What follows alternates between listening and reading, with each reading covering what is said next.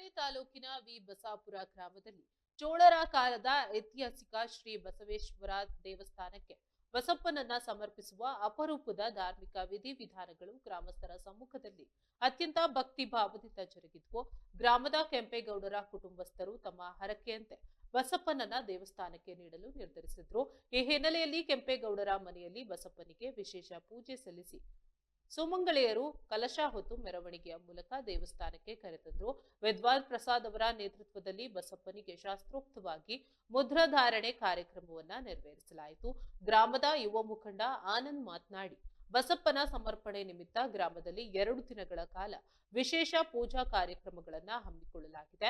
ಭಕ್ತಾದಿಗಳಿಗೆ ಅನ್ನ ಸಂತರ್ಪಣೆಯ ವ್ಯವಸ್ಥೆ ಮಾಡಲಾಗಿದ್ದು ಎಲ್ಲರೂ ಭಾಗವಹಿಸಿ ದೇವರ ಕೃಪೆಗೆ ಪಾತ್ರರಾಗಬೇಕು ಎಂದು ಮನವಿ ಮಾಡಿದ್ರು.